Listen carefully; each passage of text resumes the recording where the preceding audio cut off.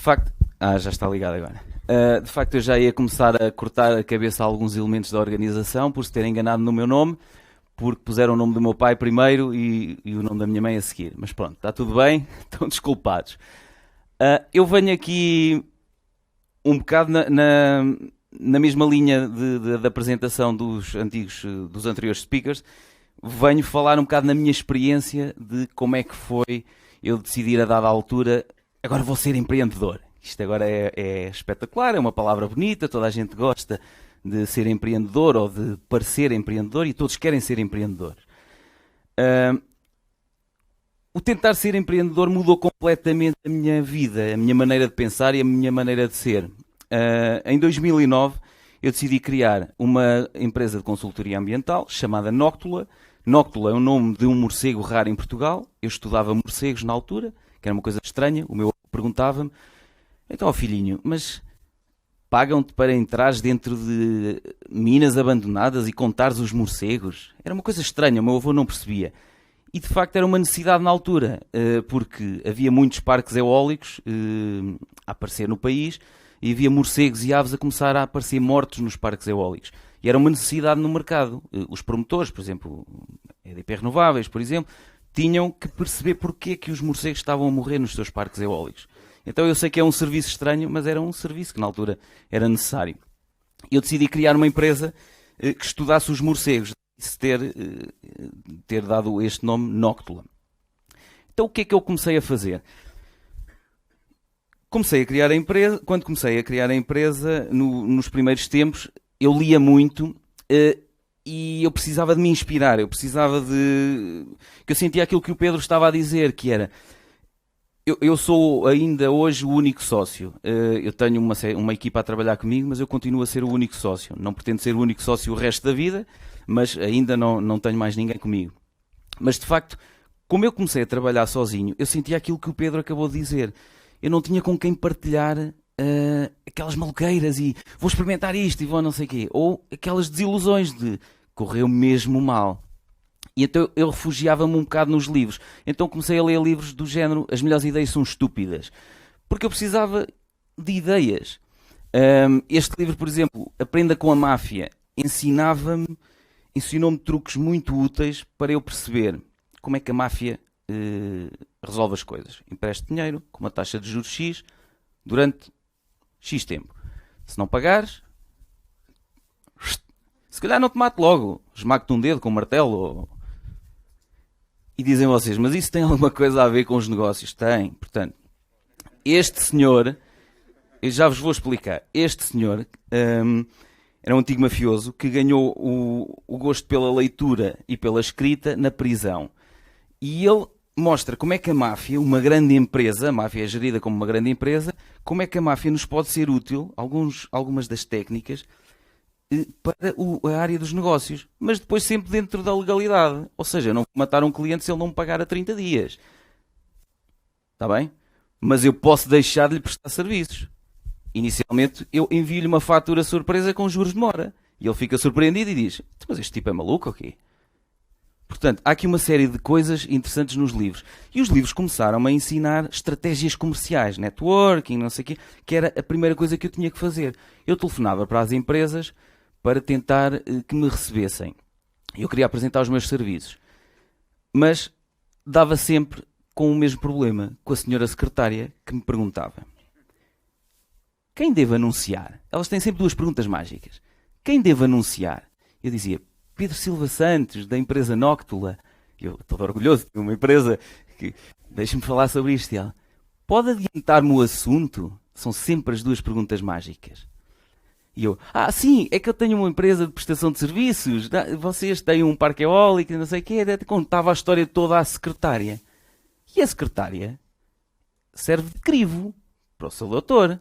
O seu doutor não me vai aturar, a menos que a secretária passe a chamada. E então aquela luzinha comercial está aqui a querer... Um momento, por favor. E o que é que quer dizer este momento? É apenas um momento, porque ela vai fazer ali espera, não vai passar a chamada para lado nenhum. Ao fim de algum tempo, eu recebia novamente a simpática ao telefone. Ela dizia: Senhor Pedro? E eu: sim, sim. olha, o engenheiro está numa reunião, vai ter que ligar mais tarde. Se calhar já vos aconteceu o mesmo, vocês tentam entrar em contacto com alguém nas empresas, mesmo quando estão a fazer uma candidatura de emprego, ninguém vos recebe. Ou está em serviço externo, ou está numa reunião, tem que ligar mais tarde. E este tem que ligar mais tarde é um grande truque, porque a maior parte das pessoas, quando são recusadas à primeira, já não volta a ligar. Já se enganam a elas próprias e dizem, pois, não, eles não estão interessados, não vale a pena, estes não vale a pena. Isto somos nós a enganar o cérebro, pronto, a darmos a volta ao nosso cérebro. Então eu voltei outra vez aos livros e disse, isto tem que haver aqui um truque, pá, eu tenho que passar isto, se eu não consigo apresentar os meus serviços, se eu mando um e-mail sem falar com alguém primeiro, ele vai para o spam, ou vai, alguém tem um vício no dedo, na tecla delete e apaga o meu e-mail. E então eu li mais coisas e achava eu que tinha encontrado a solução, que era, voltava à secretária e eu tinha que conseguir mostrar à secretária que eu conhecia o engenheiro Vítor Costa, com quem eu queria falar. Então eu vou-vos contar o que é que eu fiz. Telefonei e fiz o seguinte. Bom dia, empresa XPTO. Eu, olá, bom dia. Não, desculpem, o meu tom de voz foi diferente. Não foi assim, não foi olá, bom dia, foi olá, bom dia. Eu, bom dia. Queria falar com o Rui, se faz favor. O Rui ou o Vítor, eu vou chamar Rui. Queria falar com o Rui, se faz favor. E ela, Rui, pensou, ou é um amigalhaço, um familiar. Não pensou certamente que era um maluquinho que estava a querer falar com o engenheiro. Queria falar com o Rui, se faz favor. Sim. Quem deve anunciar? Pedro Silva Santos, da Nóctula. Reparam que esta voz é uma coisa. Pedro Silva Santos, da Nóctula. É outra coisa, ao telefone. Pode adiantar-me o assunto? E eu respondi. O Rui já está à espera que eu lhe ligue. E dizem vocês, tu és louco. E eu vou-vos explicar porquê. Vamos andar para trás uma semana. Numa terça-feira, qual é o melhor dia para contactar as empresas?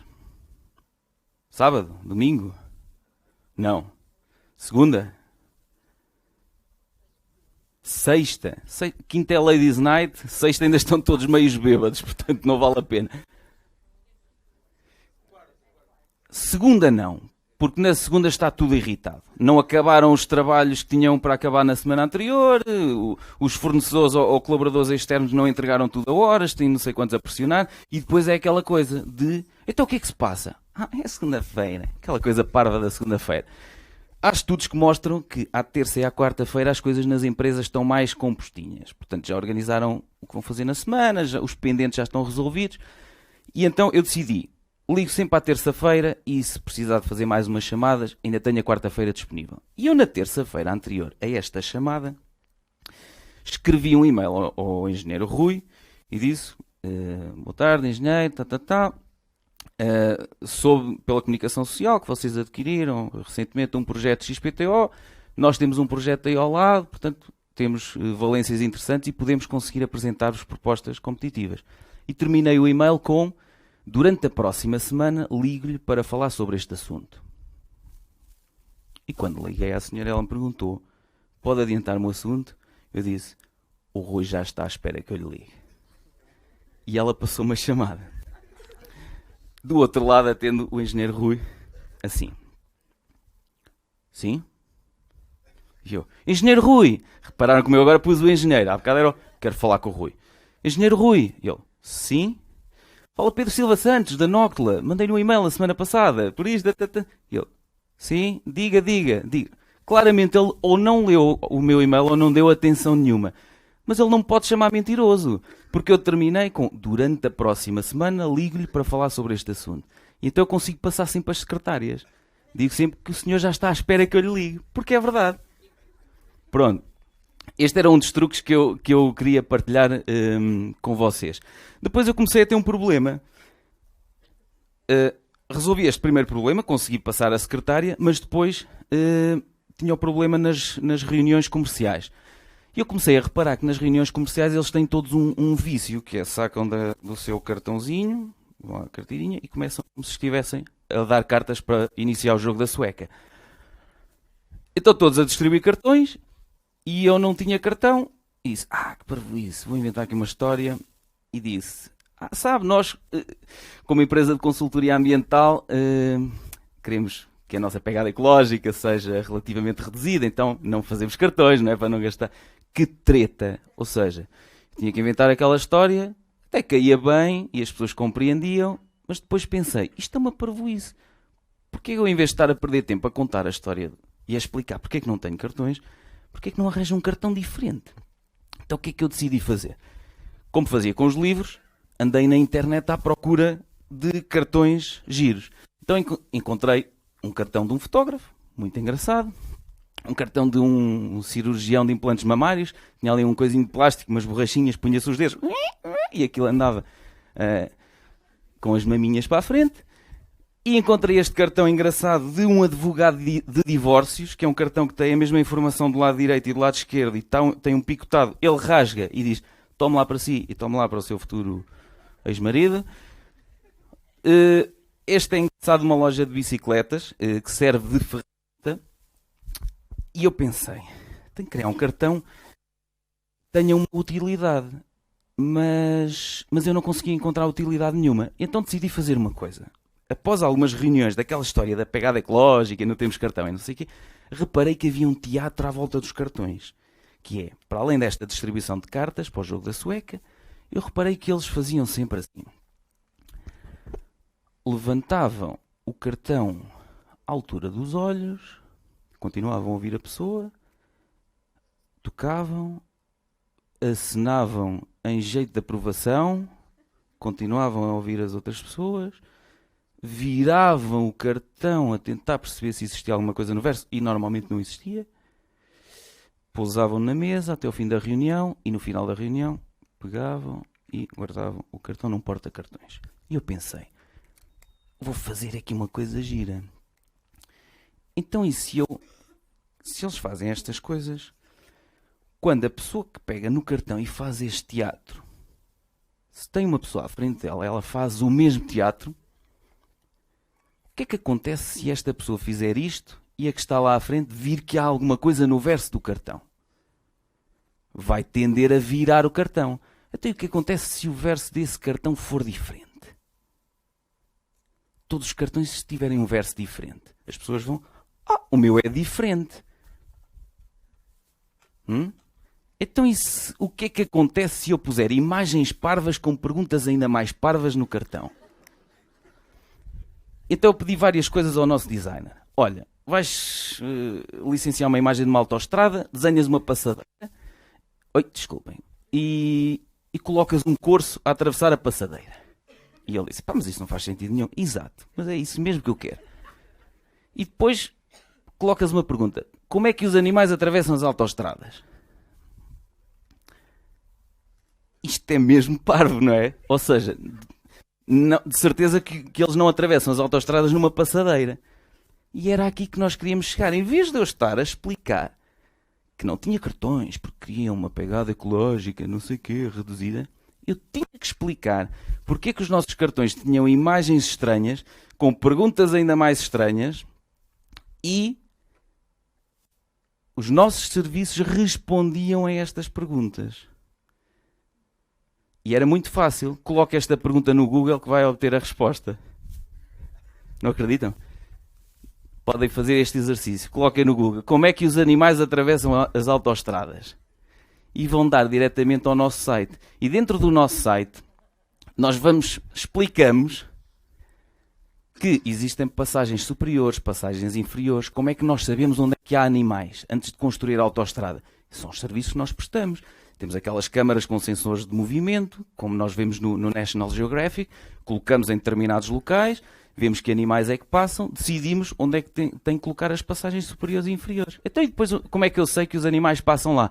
Exatamente, nós também prestamos os serviços depois da autoestrada estar construída.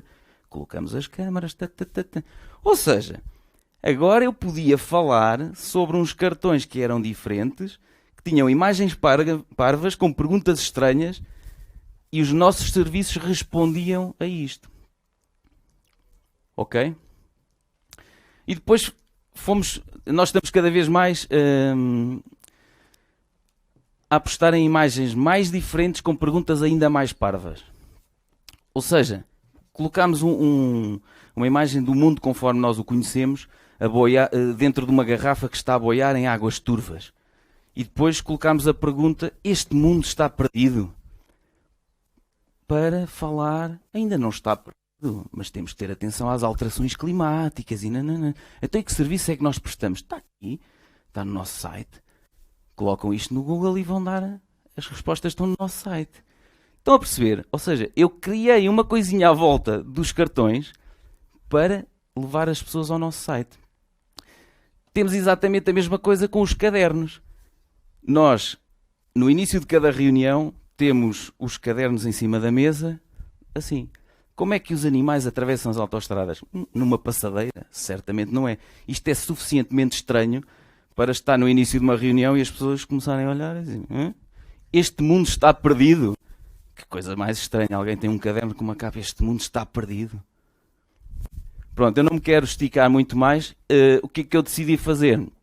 Decidi criar um site chamado Noctula Channel, que defende, e que esse site desde o início defende: o que interessa deve ser partilhado. Então nós partilhamos uma série de ideias novas, dicas. Estas dicas que eu estava a dar aqui, temos uma secção Como Vencer. Eu falo lá como é que dei a volta à secretária para começar a entrar nas empresas, como é que se construiu esta coisa toda à volta do cartão. Noctulachannel.com. E pronto, basicamente é isto.